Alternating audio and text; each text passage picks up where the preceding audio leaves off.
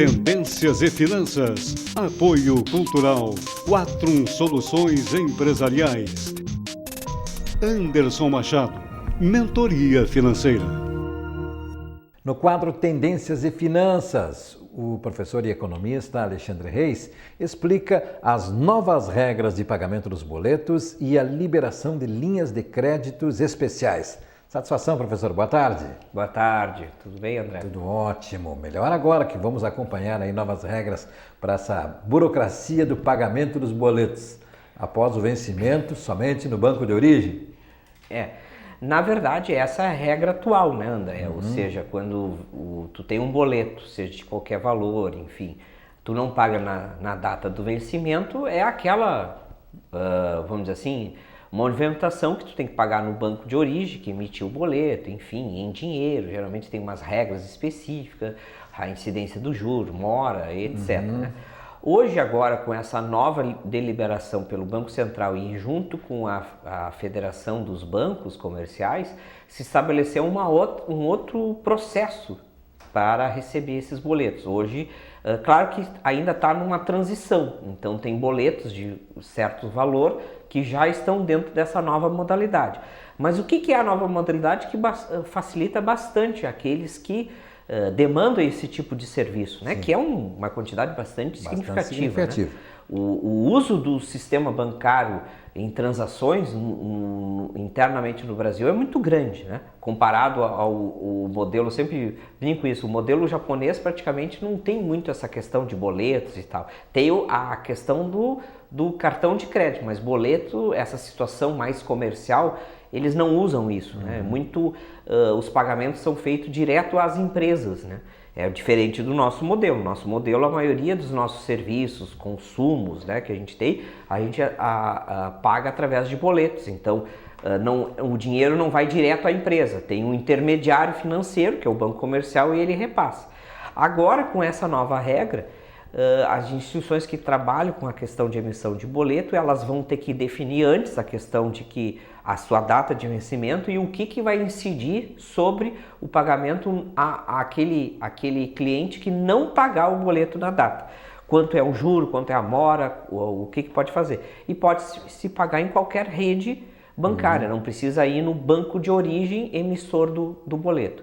Isso vai facilitar duas coisas, a questão de fato agora não vai ter mais o risco de tu pagar boletos que são fraudados, né? Que estava acontecendo muito isso, principalmente compras de internet ou também, enfim, a emissão de boletos que não era verdadeiro. A conta que era destinada não ia para a origem certa. Para onde ele imaginava, supunha ter comprado, né? Isso o Banco Central junto com os bancos conseguiu corrigir, que hoje, né, tu tem um sistema de uma certificação bastante robusta, onde o pagamento vai para a empresa de origem de fato, né? Exatamente. Enfim, claro, com os descontos das taxas, etc, tudo aquilo ali. Porque isso aí não deixa de ser um serviço, né, que o banco comercial oferece para facilitar. E a questão de essa facilidade para o consumidor, caso ele esqueça ou por qualquer outro motivo não pague aquele boleto, ele pode pagar na sua própria agência, não precisa se deslocar, não precisa ficar aquela questão de sacar o dinheiro, pagar em espécie, pode pagar com o seu cartão, enfim, por os aplicativos dos bancos foi permitido também, isso é um facilitador, que cada vez aumenta mais isso, né, André? Os bancos cada vez estão incentivando os seus clientes a não virem nas agências, e sim usarem os aplicativos, né? Aplicativo e com segurança, com segurança, fazer tudo com o teu smartphone, né? E essa operação está permitida agora. Tu pode fazer também, né? Com a questão de, claro que tu pagou fora do prazo, tu vai incidir algum juro, enfim. Né? O importante é que se essa empresa faz isso, ela tem que informar o seu banco o quanto é que ela vai cobrar fora do prazo de pagamento, né? Essa questão também me parece que vai permitir também, para quem vende pela internet, oferecer mais vantagens, porque continua tendo lá a opção boleto e o preço é diferenciado para quem compra pelo boleto, né? Pois é, a gente vai ter que monitorar um pouco como é que vai ser essa vantagens, pode até acontecer em relação a um desconto, alguma coisa, em ou relação prazo, parcelamento, né? Isso, em relação ao cartão de crédito. O cartão garante. Tem muitas pessoas, muitos consumidores que ainda têm medo de comprar pela internet e o uso do cartão, por questão de passar ali e depois ficar aquela questão de um uso indevido posterior à sua compra, né? E aí prefere o boleto, porque aí de fato tu comprou, pagou, acabou a relação de oferta e demanda, ou seja, de compra e venda, né? Com o cartão parece que dá aquele mistério. Ficou descoberto para a próxima compra. Vão duplicar, vão passar para terceiros e vai, enfim. Com esse sistema, a questão do risco de fraude praticamente foi isentado. Né? Antes de chamar a liberação de linhas de crédito, só para lembrar, quando começou o cartão que tinha que passar num papel carbono, o pessoal dizia recolha, lembra Renivolf, recolha o carbono para não ficar ali a assinatura com a senha para uma eventual nova transação, né? Os mecanismos de evitar riscos, né, seja de que for, eles vão evoluindo, né? E essa dos boletos é mais uma evolução que está sendo colocada em prática agora. Liberação de linhas de crédito especiais. Pois é, isso é uma novidade que principalmente está sendo prospectado pela Caixa Econômica Federal no sentido de financiamento para carros, veículos, enfim.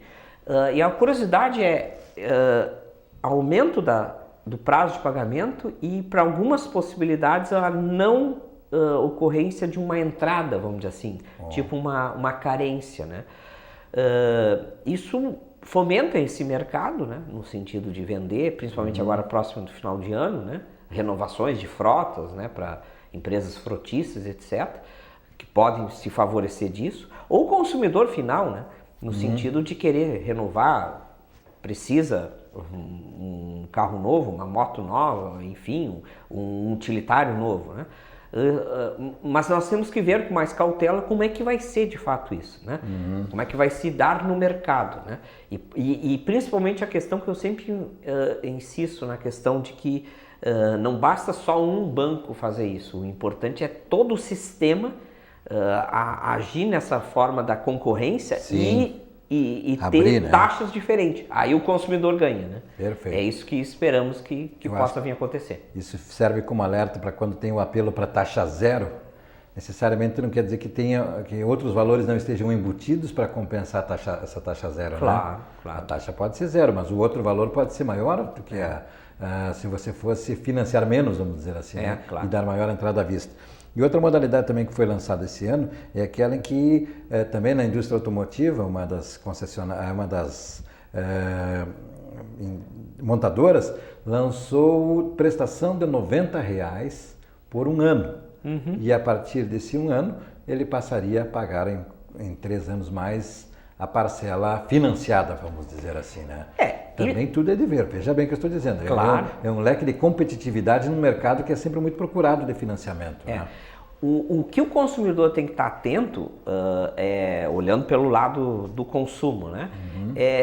De fato ele fazer o seu planejamento financeiro se ele precisa esse bem, renovar esse bem, e se ele tem renda para, nos próximos 3, 4 anos, pagar essa dívida, né?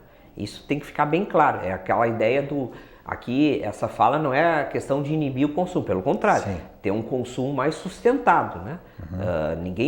A economia americana tem um consumo muito bem resolvido dentro das famílias, né? Toda a riqueza da economia americana, um dos fatores é o alto consumo. Evidentemente que o consumo do americano do norte é diferente do nosso, ele tem uma responsabilidade maior e é isso que a gente tem que ter aqui, né? Ou seja, tem as oportunidades, uma oferta positiva de facilitação, sim, mas vamos ver se isso está dentro do enquadramento da minha renda, se eu realmente preciso esse produto. Não comprar por comprar, porque se eu for comprar com esse critério... Já está perdendo dinheiro. Eu vou acabar me endividando. Né? Exatamente, já nem é questão de economizar. Eu quero acrescentar um outro exemplo que eu vi ontem, tem uma poderosíssima rede de varejo que ela faz o apelo para até 8 vezes. Só que a vantagem é até 5 vezes sem acréscimo. De 5 a 8 tem 272% ao ano. Bom, está nas letras miúdas, é 5 vezes. Mas eu gostei que o público está esperto, né? Quantas vezes eu posso fazer sem juro? Foi a pergunta que a cliente fez imediatamente. Quer dizer, ela já sabe, ela não está mais cedendo ao apelo dos 8, ela quer saber quantas vezes eu posso fazer sem juros. Aí ela recebe. Mas isso tem o outro lado de olhar isso. Essa empresa, ela está dizendo o seguinte, ó, eu tenho uma condição mais acessível para ti sem juros, mas eu tenho com juros. Tu quer pagar esse preço? Aí a ideia de ser um consumidor mais atento às questões das finanças. Né?